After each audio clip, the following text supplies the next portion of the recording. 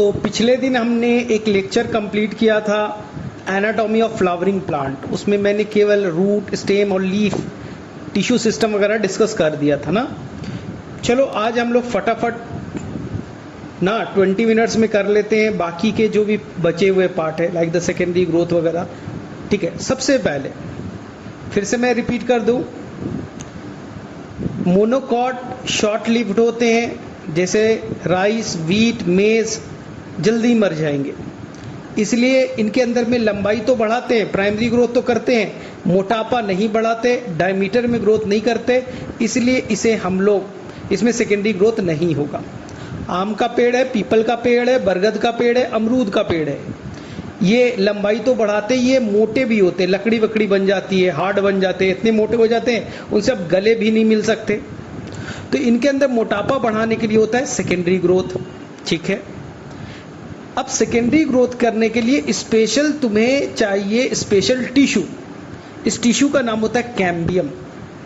जो दो तरह के कैम्बियम होंगे, एक होगा वैस्कुलर कैम्बियम और एक होगा कॉर कैम्बियम। ध्यान से सुनिएगा, सेकेंडरी ग्रोथ करना है तो हमें दो तरह की कैम्बियम की जरूरत पड़ेगी। एक अंदर में चाहिए स्टील में, स्टील याद है ना, एंडोडर्मिस के अंदर जो भी होता है स्टील होता है।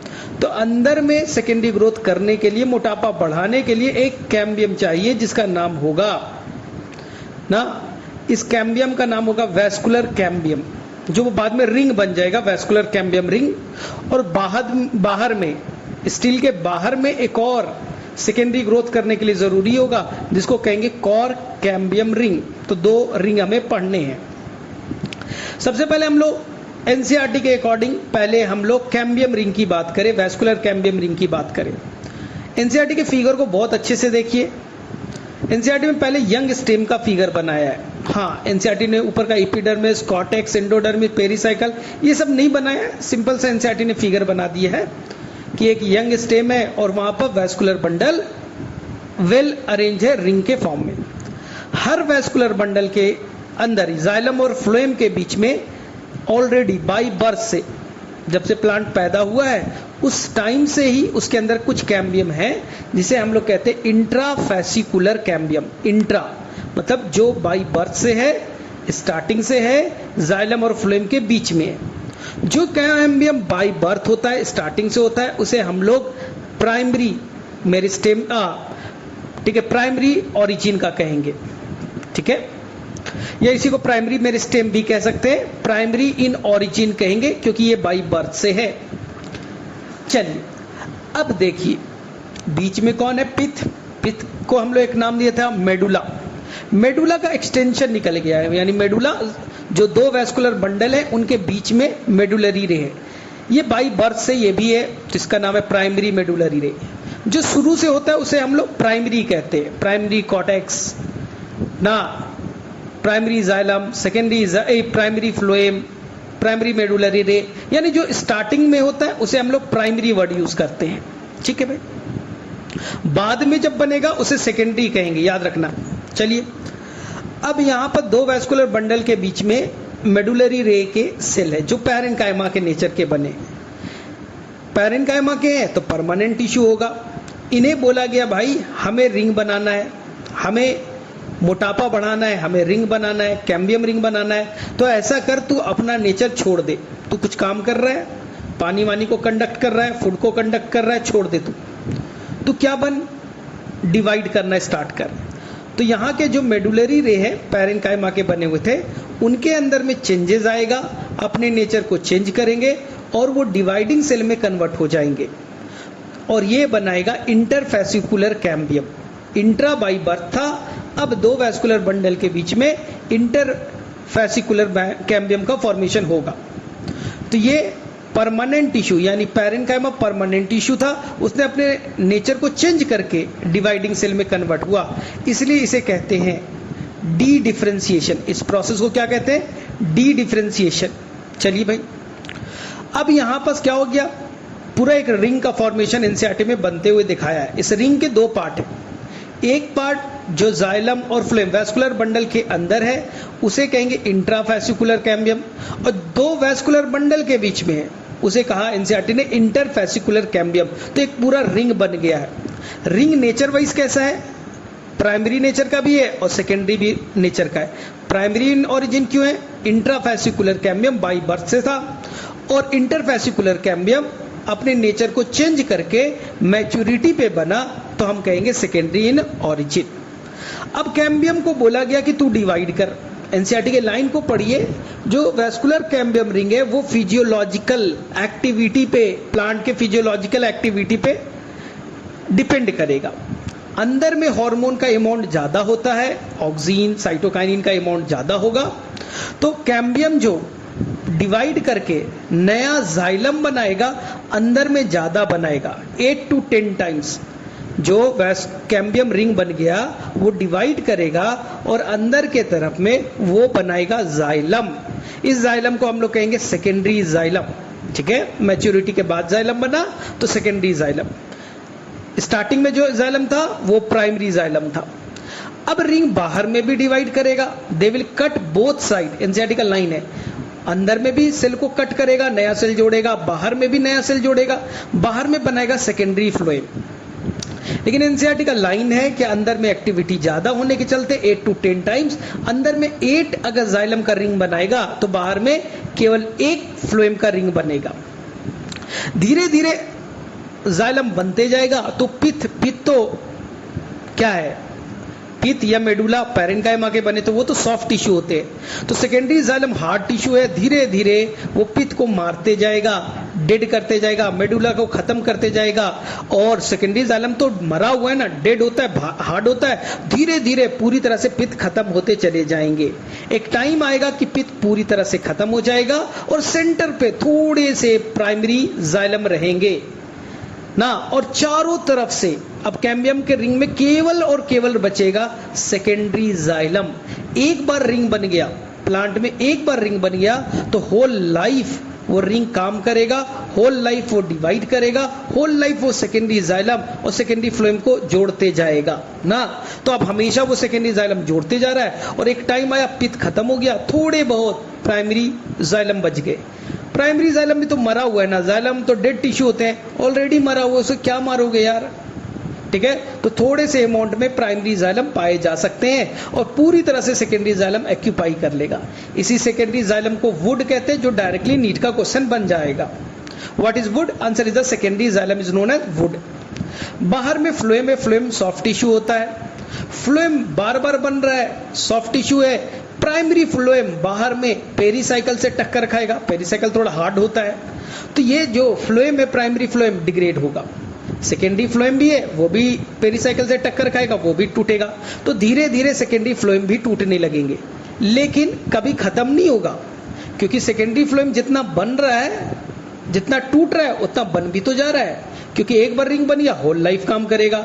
अब धीरे धीरे सेकेंडरी फ्लोएम बन रहा है, बाहर टकरा रहा है, लेकिन थोड़े बहुत तो बच जा रहे हैं। तो अब थोड़े से अमाउंट में आपको सेकेंडरी फ्लोएम बचे हुए मिलेंगे। तो बाहर हो गया सेकेंडरी फ्लोएम, अंदर हो गया secondary xylem. Would secondary xylem को कहेंगे। प्राइमरी फ्लोएम खत्म हो चुका है, सेकेंडरी फ्लोएम भी क्रश डाउन हो रहा है, टूट रहा है।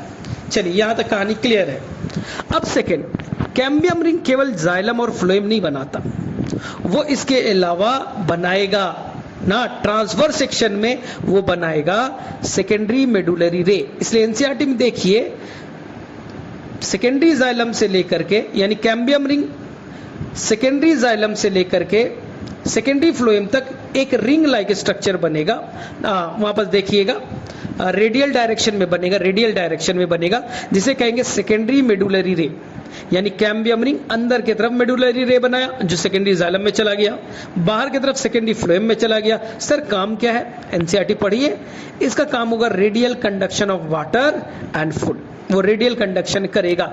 देखो जाइलम फ्लोएम तो ऊपर से नीचे, मिट्टी में पानी है, ऊपर ले जाएगा कौन? जाइलम। लेकिन रेडियल डायरेक्शन में, ट्रांसफर डायरेक्शन में कौन ले जाएगा? तो वो काम करेगा सेकेंडरी मेडुलरी रे। चलिए यहां तक क्लियर है। तो आपका वुड बन गया, क्लियर है। अब एनसीईआरटी में ये लिखा है कि धीरे धीरे जो वुड बना है उसका सेंटर वाला जो रीजन है उसमें कुछ केमिकल का डिपोजिशन हो जाएगा, like the tannins, resins, gum, aromatic substance, oils का।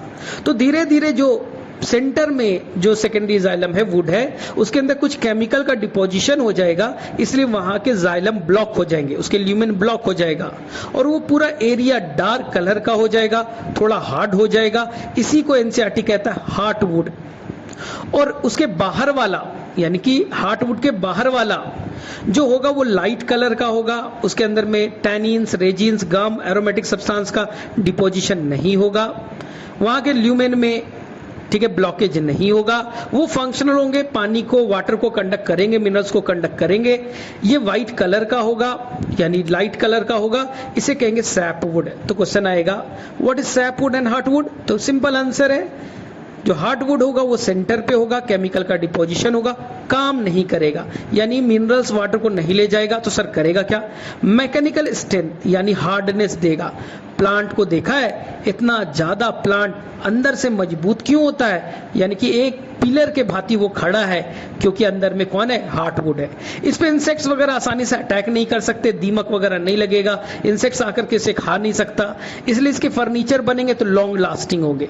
सैपवुड में कोई केमिकल का डिपोजिशन नहीं है, लाइट कलर का है, ठीक है, और तीसरा इस पे इंसेक्ट्स आसानी से अटैक कर सकते हैं। तो ये सैपवुड को एक और नाम देते हैं अल्बर्नम, और हार्टवुड को नाम देते हैं डूरामिन। ये कभी नीट में क्वेश्चन पूछा गया था, एनसीईआरटी में नहीं है, नहीं याद करना है। अल्बर्नम और डूरामिन केवल मैंने बताया। तो आपका रेफरेंस पॉइंट कौन है? Cambium ring.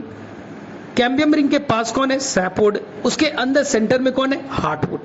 कैम्बियम लगातार सैपवुड बनाते रहेगा, सैपवुड धीरे धीरे हार्टवुड में कन्वर्ट होते जाएंगे, ठीक है, ये याद रखिएगा।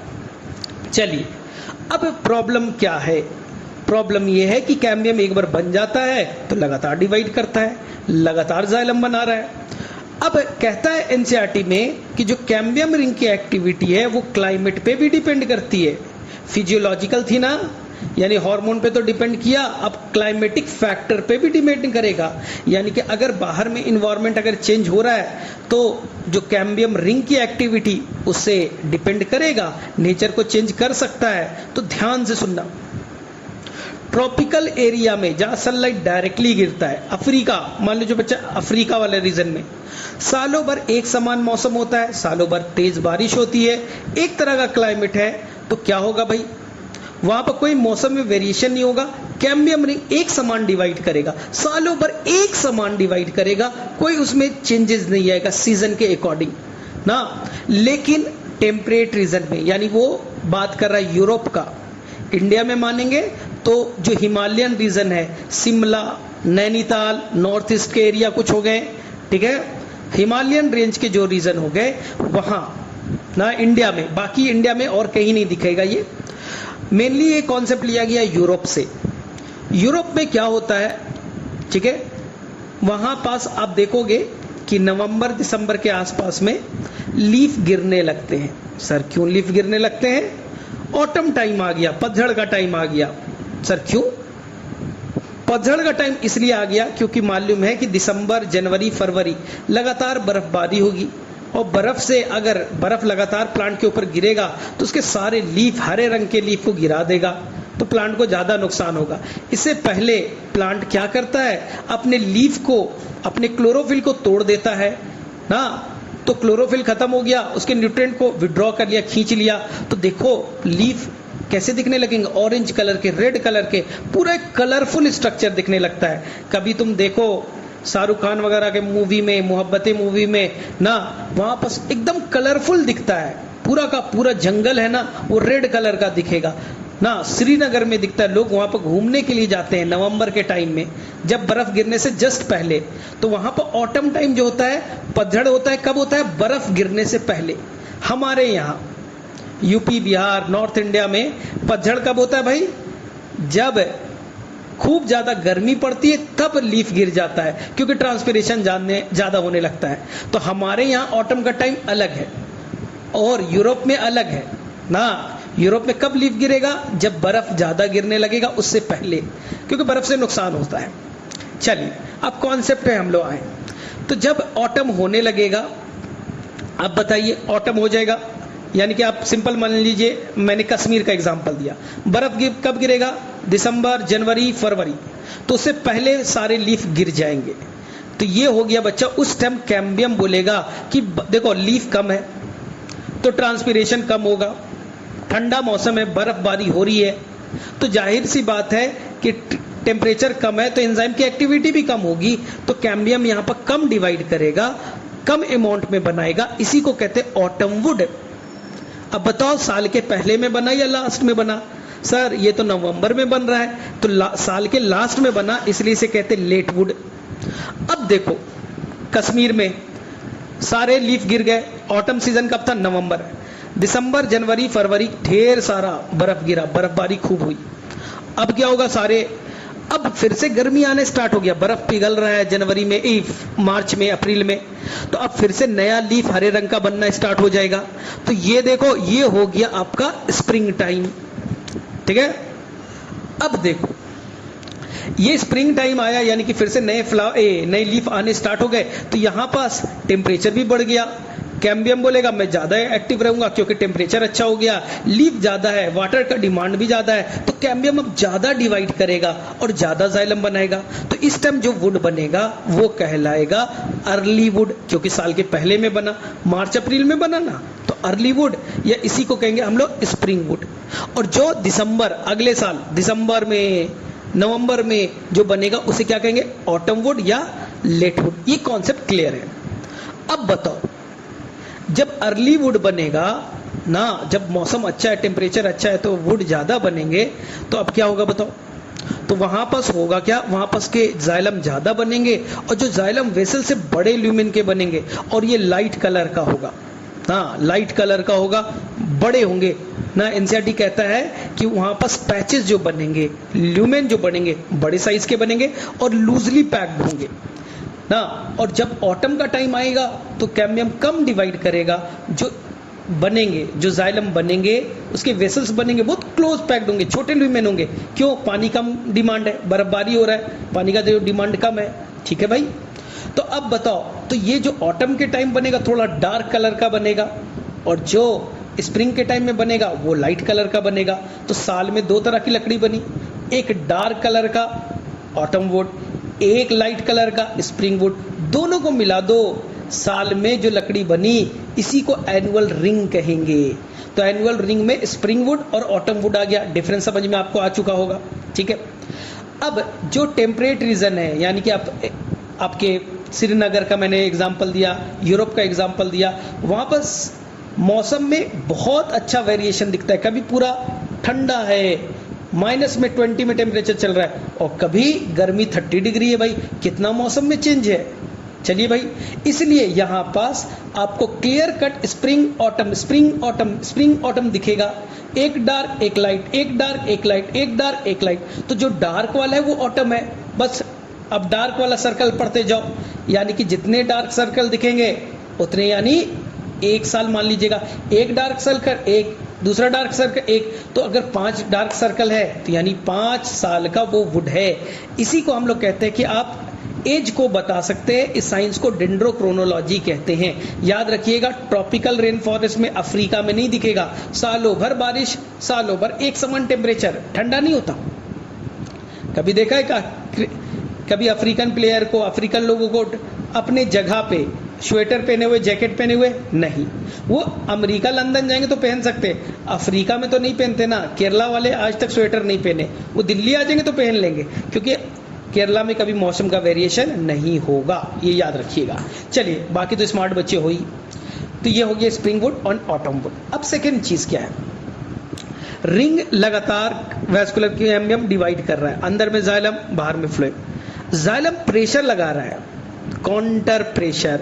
तुम जाइलम बना रहे हो तो जाइलम तुम पे प्रेशर लगाएगा, तुम किसी को दबा रहे हो तो अंदर से वो तुम्हें धकेलेगा, और इसी धक्का मारने से बाहर के एपिडर्मिस, कॉर्टेक्स, एंडोडर्मिस, पेरिसाइकल, ये सारे चीज टूट जाएंगे। फिर से सुनिए, cambium ring, vascular cambium ring, अंदर में जाइलम बना रहा है, जाइलम हार्ड टिश्यू है, वो अंदर से प्रेशर क्रिएट करेगा, जिससे बाहर के tissue, epidermal tissue, epidermis, hypodermis, cortex, endodermis, pericycle short of, टूट करके गिरने लगेंगे।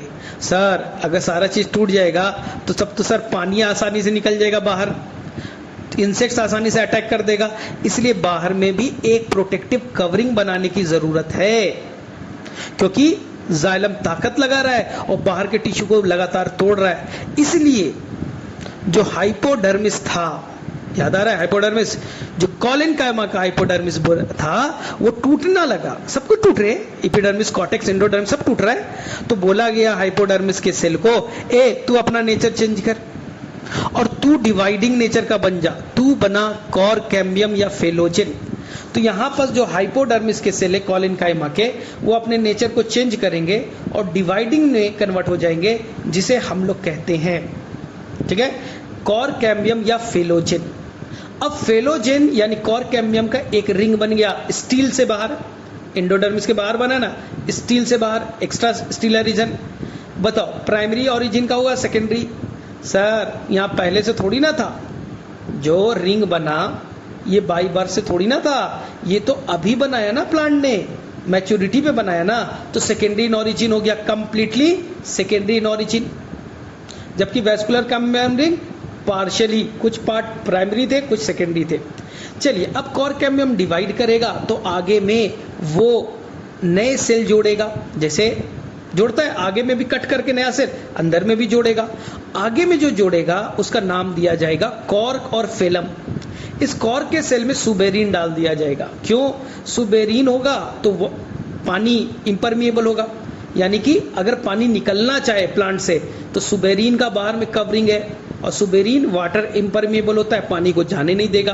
तो सर अगर सेल वॉल में सुबेरिन आ जाएगा तो सुबेरिन तो वाटर इम्परमिएबल होता है, तो सर सेल भी मर जाएगा। हाँ, इसलिए कॉर्क का सेल या फेलम के सेल डेड होते हैं।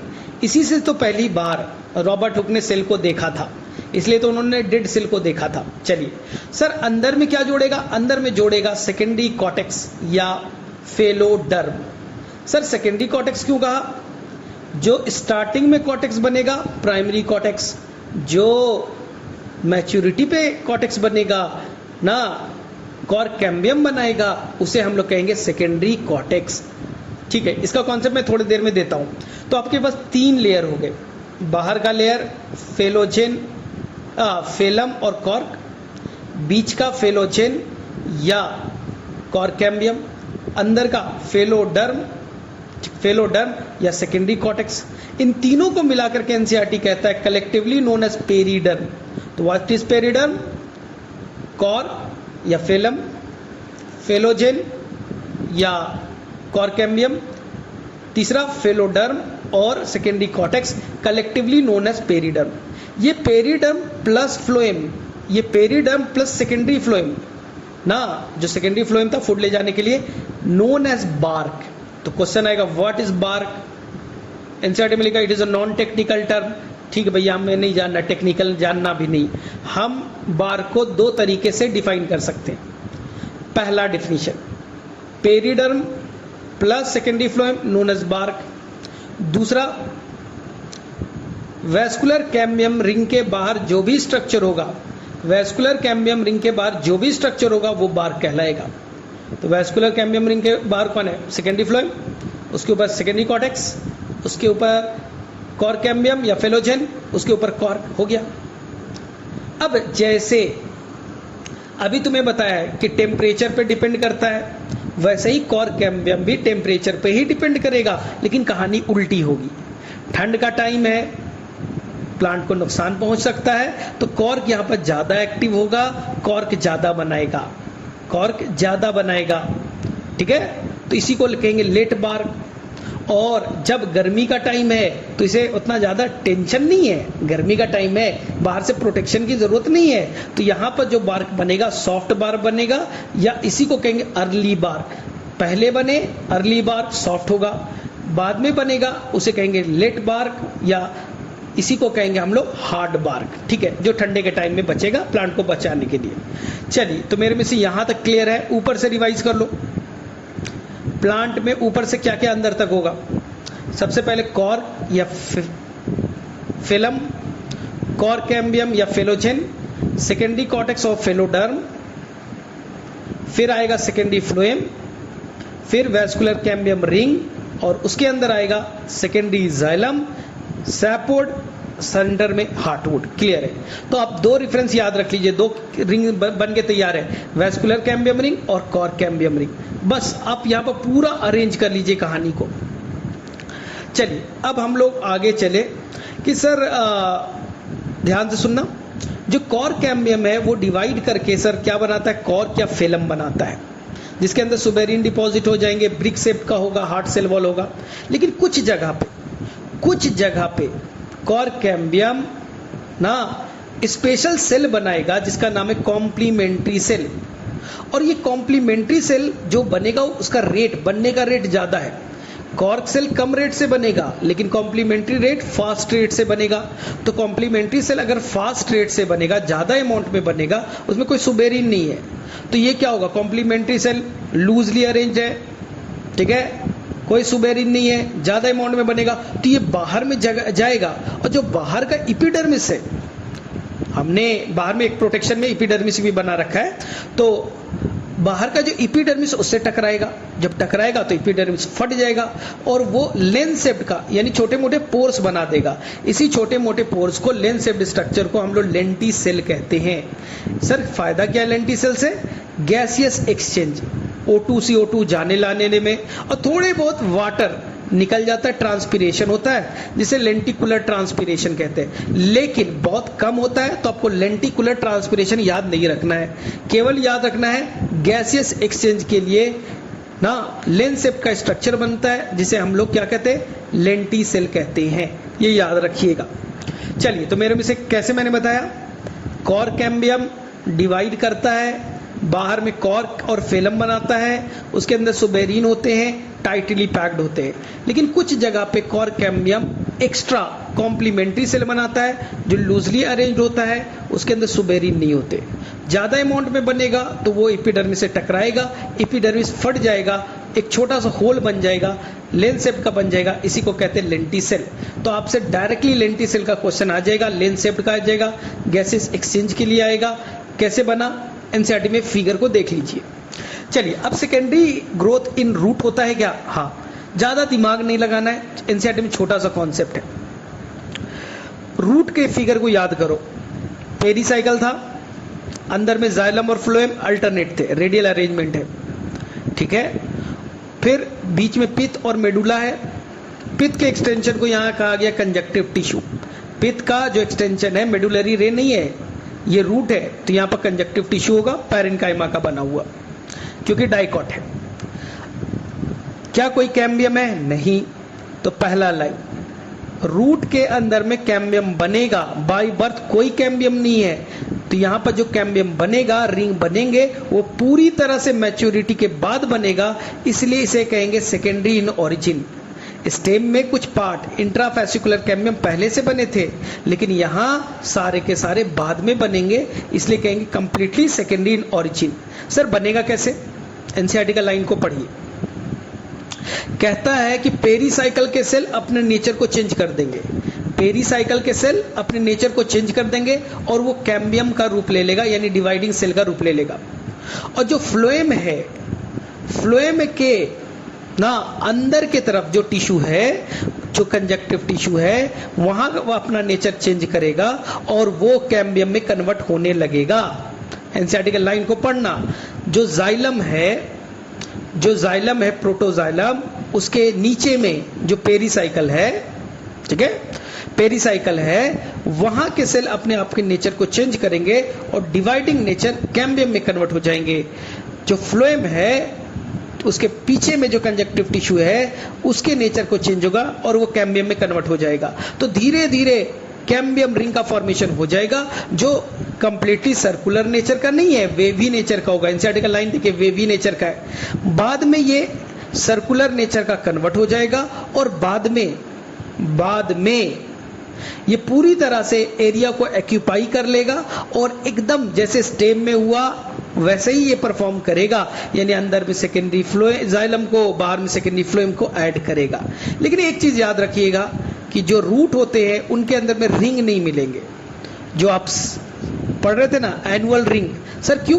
जमीन के अंदर है, जमीन के अंदर में हमेशा क्लाइमेट एक समान का होगा, तो यहाँ पर सीजनल वेरिएशन नहीं दिखता है, इसलिए रूट के अंदर में आप रिंग नहीं ढूंढेंगे। ये स्टेम के अंदर का फीचर होता है। बाकी चीज एकदम क्लियर है, रूट भी वैसे ही करेगा, ठीक है, वो भी कॉर्क बनाएगा। सर यहाँ कॉर्क कौन बनाएगा? यहाँ तो हाइपोडर्मिस तो है नहीं, कॉलिनकाइमा तो है नहीं, तो जो पेरीसाइकिल के सेल है वही पेरीसाइकिल का सेल भी कॉर्क कैम्बियम यानी कि फेलोजेन बनाएगा। फिर बाहर में कॉर्क, अंदर में फेलोड, ये सब पूरा स्टेम की कहानी हो जाएगी। ये एनसीईआरटी में दे रखा है, पढ़ लीजिएगा। चलो, तो मेरे में से ये चैप्टर लगभग आपका क्लियर हो जाना चाहिए।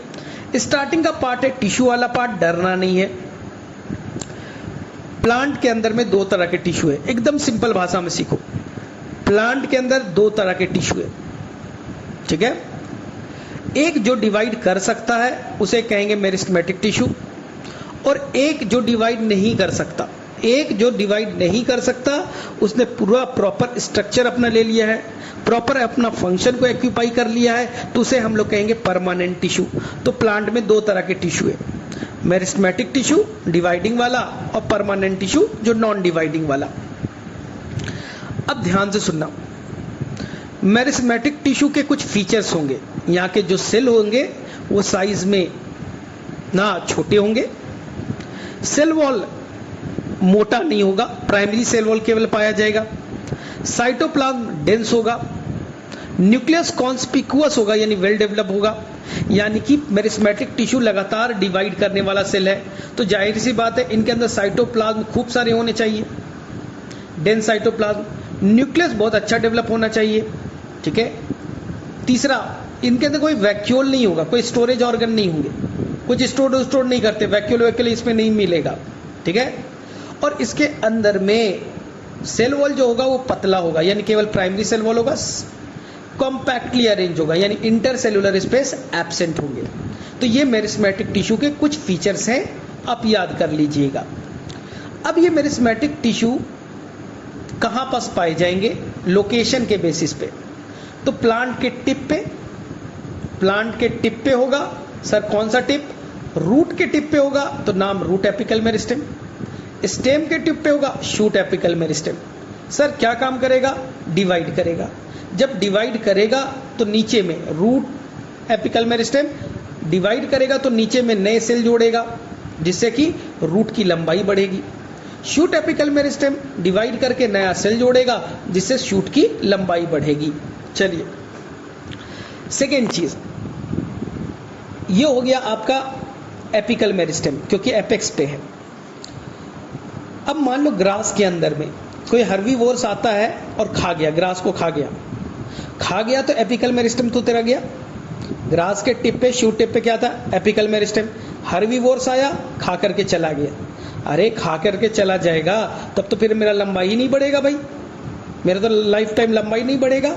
इसलिए कुछ प्लांट के अंदर में इस एपिकल मेरिस्टेम के अलावा नीचे के तरफ में होते हैं इंटरकैलरी मेरिस्टेम। इंटरकैलरी मतलब छुपा हुआ, इंटरकैलेटेड परमानेंट टिश्यू जो होते हैं ना, नोड्स, इंटरनोड्स। तो नोड के ऊपर या नीचे में आपको मिल जाएगा क्या? कुछ डिवाइडिंग सेल, जिसका नाम होता है इंटरकैलरी मेरिस्टेम। एक्चुअली में एपिकल मेरिस्टेम ने ही इसे बनाया है। एक्चुअली ने एपिकल मेरिस्टेम ने ही इस पार्ट को छोड़ दिया था कि भविष्य में कभी डेंजर हो जाए, कुछ मुझे कोई आ जाएगा किसान, ऊपर वाला पार्ट काट देगा, तो मैं क्या करूंगा भाई, कैसे लंबाई बढ़ूंगा? तो बोला ठीक है भाई, नीचे वाला पार्ट तेरे पास इंटरकैलरी है, उसी से लंबाई बढ़ा लेना। तो सभी जगह नहीं मिलेगा, कुछ प्लांट में मिलेंगे, ग्रास में तो मिलेगा, आपको दिखेगा भी। हर्बीवोर्स खा के चला जाएगा तो लंबाई कैसे बढ़ेगा? इंटरकैलरी से। चलिए नेक्स्ट, कुछ प्लांट में साइड में, कुछ प्लांट में साइड में ना, ऊपर नीचे नहीं, साइड में लैटरल, एनसीईआरटी में लिखा लैटरल, साइड में स्पेशल टिश्यू मिलेगा जो डिवाइड करके मोटापा बढ़ाने का काम करेगा। तो इसे हम लोग कहेंगे लैटरल मेरिस्टेम।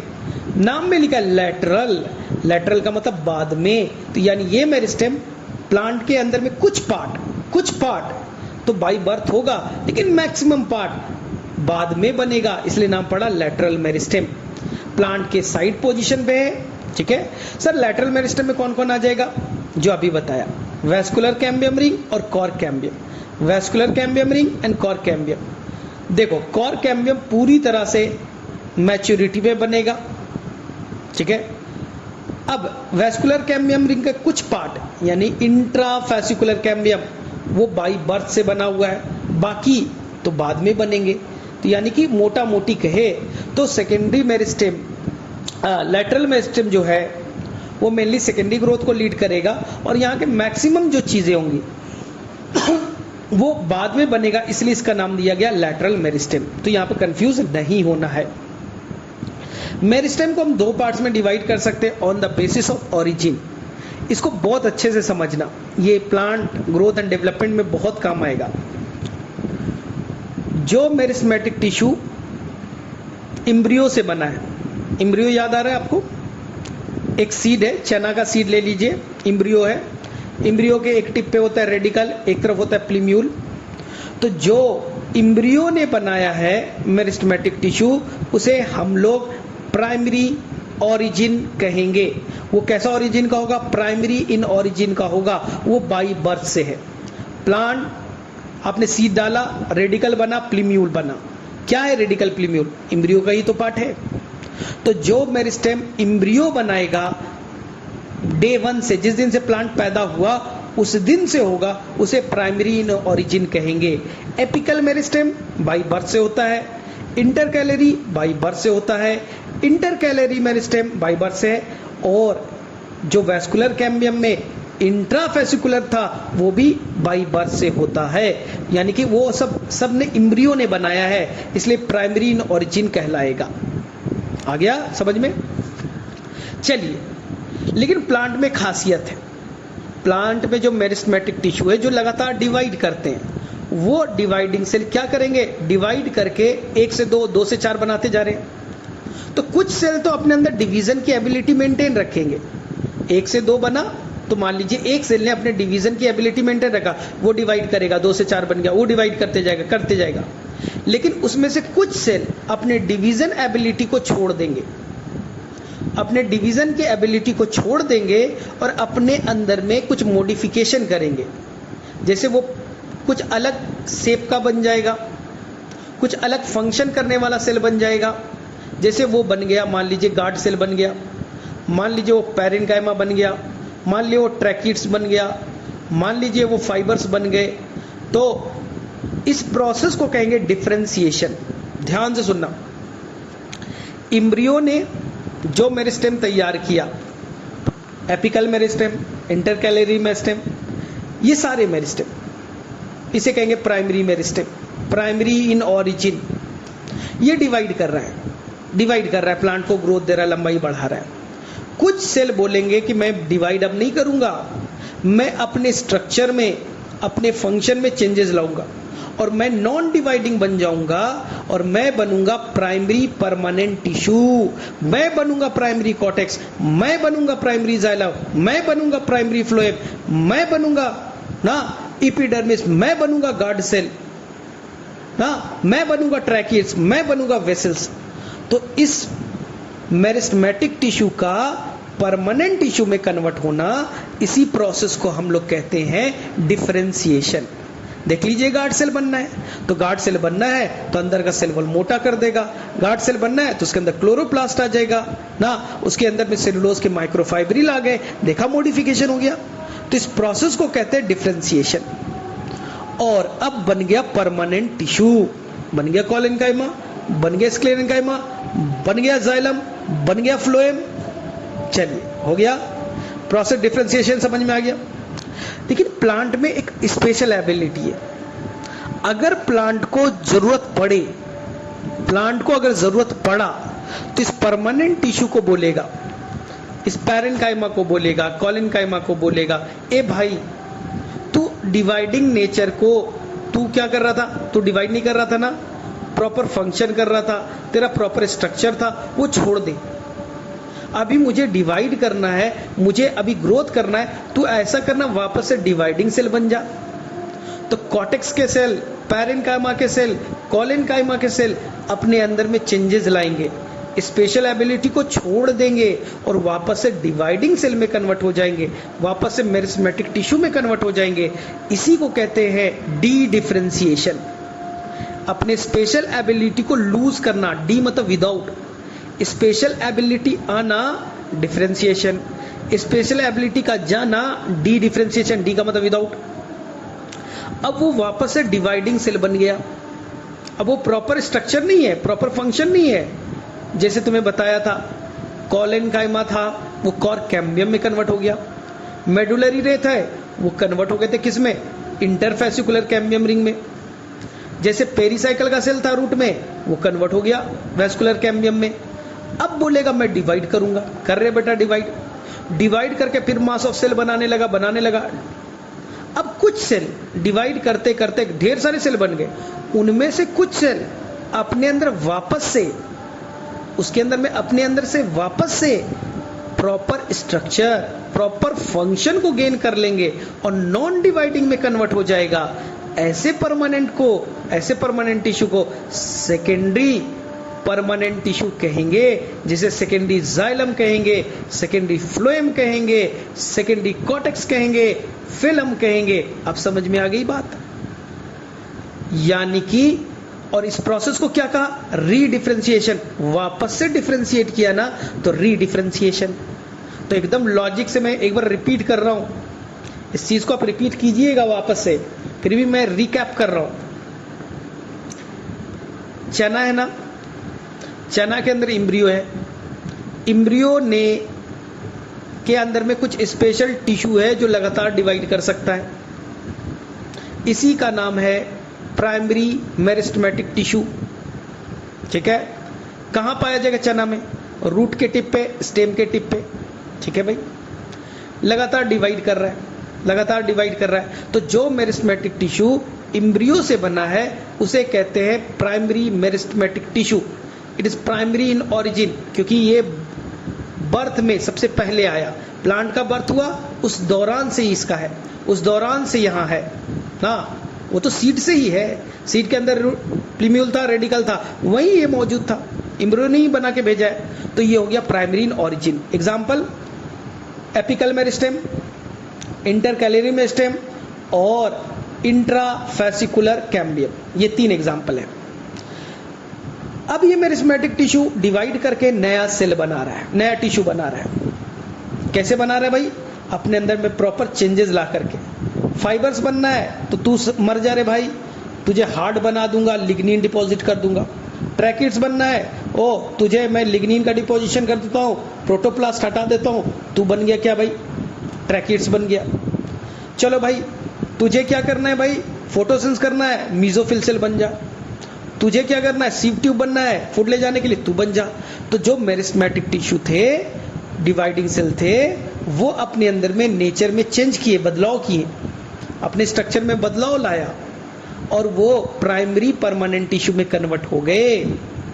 वो पैरेन्काइमा बन गया, कॉलेनकाइमा बन गया, जाइलम बन गए, फ्लोएम बन गया, सीव ट्यूब बन गए, गार्ड सेल बन गए। इस प्रोसेस का नाम डिफरेंशिएशन, अपने नेचर में चेंजेस लाना, डिफरेंशिएशन। अब वो डिवाइड नहीं करेगा, वो जो आपका ट्रैकिड्स बन गया, सीव ट्यूब बन गया, गार्ड सेल बन गया, वो डिवाइड नहीं करेगा। ये है आपका प्राइमरी परमानेंट टिश्यू। अब यहां किसी में प्लांट को अगर जरूरत पड़ा तो इस परमानेंट टिश्यू को बोलेगा, जो लिविंग है, डेड हो गया तो वो तो जिंदा अब नहीं हो सकता ना, तो जो लिविंग है, जिंदा है, उसे बोलेगा, ए भाई मुझे तेरी जरूरत है, तू डिवाइड करना, मुझे सेकेंडरी ग्रोथ करना है, चल रहे भाई। तो वहां जैसे मेडुलरी रे के सेल थे, वो पैरेन्काइमा के थे, उसने अपने नेचर को चेंज किया और वापस से डिवाइडिंग सेल मेरिस्टेमेटिक टिश्यू में कन्वर्ट हो गए। हाइपोडर्मिस का सेल था, कॉलेनकाइमा का, उसने अपना नेचर चेंज किया और वो कन्वर्ट हो गए कैम्बियम में। तो इसे हम लोग कहते हैं डी डिफरेंशिएशन, अपने अंदर में बदलाव लाना और अपने अंदर में बदलाव ला करके वापस से डिवाइडिंग सेल में कन्वर्ट होना, प्रोसेस का नाम डी डिफरेंशिएशन। इसी से बनता है बच्चा, इससे जो मेरिस्टेमेटिक टिश्यू बना, इसी को सेकेंडरी मेरिस्टेम कहते हैं। जैसे कॉर कैम्बियम बना, जैसे कि इंटरफेसिकुलर कैम्बियम बने, जैसे कि रूट के अंदर में वेस्कुलर कैम्बियम बनेगा, ये सभी के सभी अपने अंदर में बदलाव ला करके, चेंजेस ला करके बने, इसलिए सेकेंडरी मेरिस्टेम कहेंगे। ठीक है, या लाइफ में बाद में आया, जो पहले आया वो तो प्राइमरी मेरिस्टेम, जो लाइफ में बाद में आया secondary meristem, secondary in origin या सेकेंडरी मेरिस्टेम। अब ये सेल फिर से डिवाइड करेगा टिश्यू, मास ऑफ सेल बनाएगा, उनमें से कुछ अपने नेचर को वापस से चेंज करेगा और बोलेगा मैं जाइलम बनूंगा, तो बन जाए भाई, मैं फ्लोएम बनाऊंगा, बन जा रे भाई। तो वापस से अपने अंदर बदलाव लाना, रीडिफरेंशिएशन। और ऐसे टिश्यू को कहेंगे सेकेंडरी परमानेंट टिश्यू, जैसे सेकेंडरी जाइलम, जैसे सेकेंडरी फ्लोएम, जैसे सेकेंडरी कॉर्टेक्स, जैसे कॉर्क। याद हो गया? तो मेरे से अब तुम लोग कहीं पर कंफ्यूज होने की जरूरत नहीं है। अपने अंदर बदलाव लाना, डिफरेंशिएशन, बदलाव को चेंज करना, बदलाव को हटा देना, डी डिफरेंशिएशन, अपने अंदर वापस से बदलाव लाना, रीडिफरेंशिएशन। बदलाव लाके जो बनेगा प्राइमरी परमानेंट टिश्यू, वापस से बदलाव ला करके वापस से बदलाव ला करके बनेगा तो रीडिफरेंशिएशन कहलाएगा, तो नाम पड़ेगा सेकेंडरी परमानेंट टिश्यू। तो मेरे से अब तुम्हारा कोई भी कंफ्यूजन का चांस नहीं है। एनसीईआरटी पढ़िएगा, चीजें क्लियर हो जाएगा। बाकी आसान से चीजें कि सर जो परमानेंट टिश्यू है 3 तरह के हैं, parenchyma, collenchyma, sclerenchyma. Parenchyma most abundant tissue है, प्लांट में कहीं भी सबसे ज्यादा अगर पाया जाता है वो पैरेन्काइमा है, सब जगह पैरेन्काइमा ही होते हैं। सेल आइसोडायमेट्रिक होते हैं, फुटबॉल की तरह होते हैं, ढेर सारे फुटबॉल एक साथ रख दो, बीच बीच में गैप हो जाएगा तो यहाँ इंटरसेलुलर स्पेस होगा। सेल वॉल पतला होगा, केवल प्राइमरी सेल वॉल होंगे, यानी केवल यहाँ पर सेलुलोज और पेक्टिन मिल सकता है। ठीक है, मेनली सेलुलोज ही मिलेगा यहाँ पास। सेकेंड चीज, पैरेन्काइमा भी कई तरह के हैं। जब ये लीफ में होंगे तो क्लोरोप्लास्ट रखेगा, फोटोसिंथेसिस का काम करेगा, तो नाम होगा क्लोरेन्काइमा। कभी कभी ये फ्लोटिंग लीफ में मिलता है, जो पानी में तैर रहा है, फ्लोट कर रहा है, तो वहां पैरेन्काइमा थोड़ा लूजली अरेंज होता है, क्योंकि वाटर कैविटी रखना है, हल्के हल्के कैविटी रखना है, जिससे हल्का हो जाए, स्पॉन्जी हो जाए, पानी में तैरे, तो उसे हम लोग कहते हैं एरेन्काइमा। आपने पढ़ा होगा एरेन्काइमा। और इसी तरह से एक होता है प्रोजेन्काइमा, याद करो, जो पेरिसाइकल होता है थोड़ा हार्ड होता है, रूट का पेरिसाइकल थोड़ा हार्ड होता है, क्योंकि उसे थोड़ा सा स्ट्रेंथ देना है, हार्डनेस देना है, तो वहां के स्पेशल जो हार्ड वाले पैरेन्काइमा है उसे प्रोजेन्काइमा कहते हैं। तो कोई भी टेंशन नहीं, एनसीईआरटी में पढ़ लीजिएगा। पैरेन्काइमा फोटोसिंथेसिस करेगा, स्टोरेज करेगा, प्रोटेक्शन करेगा, सिक्रीशन करेगा, सारा काम करेगा। मोस्ट एबंडेंट टिश्यू है, सबसे पुराना टिश्यू है। ठीक है, इंटरसेलुलर स्पेस होंगे, सेल वॉल पतला होगा। ठीक है,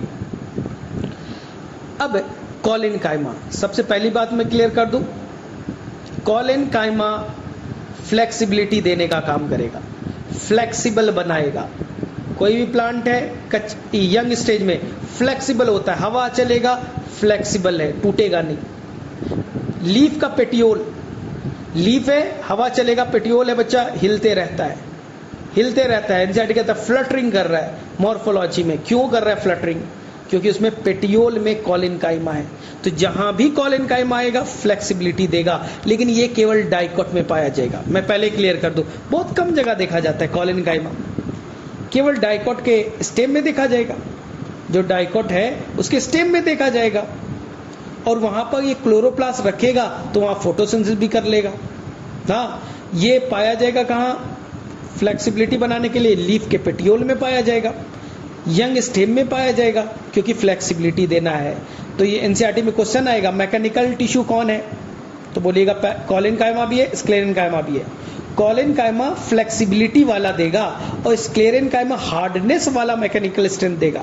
मेन मैकेनिकल स्ट्रेंथ कौन देगा? स्क्लेरेन्काइमा देंगे दोनों, एक फ्लेक्सिबिलिटी वाला, एक हार्डनेस वाला। तो हार्डनेस वाला देगा स्क्लेरेन्काइमा, मरे होते हैं मालूम है आपको। मेन मैकेनिकल टिश्यू कौन है? स्क्लेरेन्काइमा।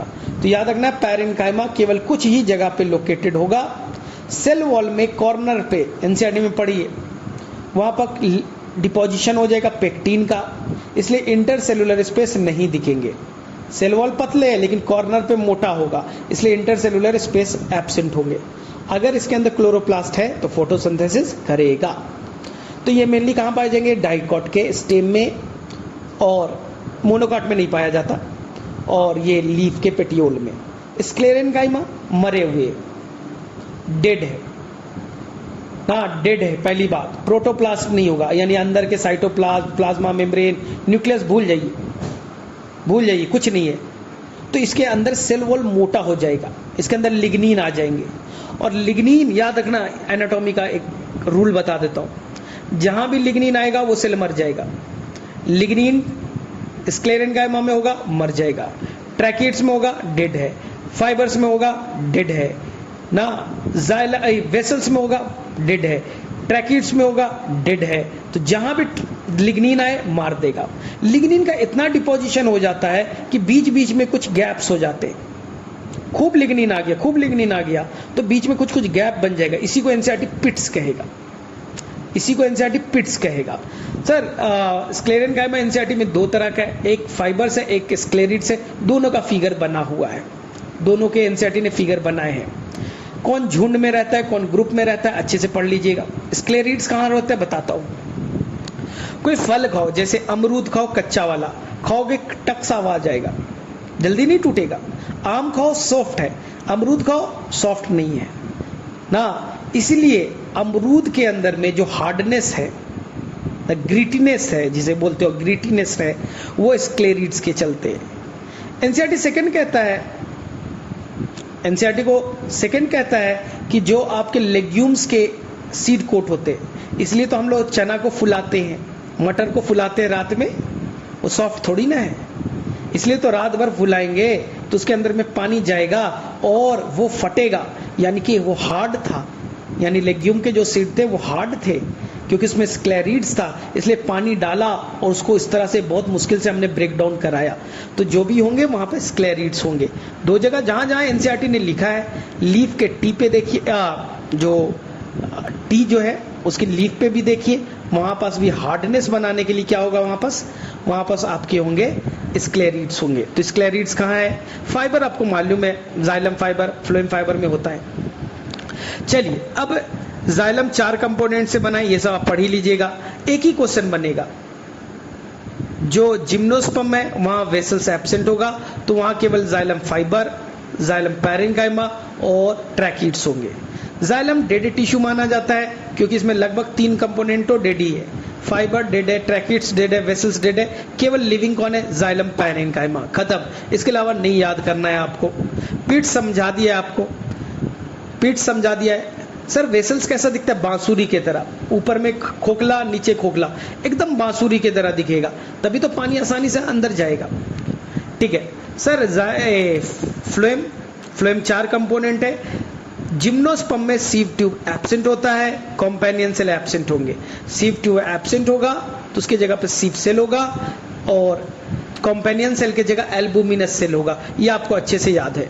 सीव ट्यूब के अंदर न्यूक्लियस नहीं होगा। ओवरऑल फ्लोएम लिविंग सेल है, क्योंकि यहां पर आपके फ्लोएम फाइबर को छोड़ दीजिए, यानी कि आपके sieve tube, companion cell, xylem parenchyma, ये तो लिविंग होते हैं। तो ये अच्छे से याद रखिएगा। नीचे में एनसीईआरटी में दिया है जो सबसे इंपॉर्टेंट है, in the monocot phloem parenchyma is absent. आप ऑलरेडी बता रखा है, रीजन समझा रखा है। मोनोकॉट कुछ जिनने में मर जाएंगे तो इनको खाने का इतना टेंशन नहीं, स्टोरेज का ये टेंशन नहीं लेते, इसलिए ये फ्लोएम के अंदर में फूड को स्टोर करके रखने वाले फ्लोएम पैरेन्काइमा एब्सेंट होगा। डाइकॉट ज्यादा दिनों तक जिंदा रहेगा, अनफेवरेबल कंडीशन आएगा तो फूड को स्टोर करने के लिए फ्लोएम पैरेन्काइमा वहां होंगे। तो ये चीज को आप एनसीईआरटी में एक बार पढ़ लीजिएगा। मेरे से ये चैप्टर से 3 से 4 क्वेश्चन तो मस्ट आएंगे। तो 2 लेक्चर में हमने इसे अच्छे से कंप्लीट कर लिया, तो इसको अच्छे से आप कर लीजिएगा। नेक्स्ट डे हम लोग plant growth development, plant kingdom, जितना हो सके मैं मैक्सिमम आपको करा दूंगा। Thank you, bye bye.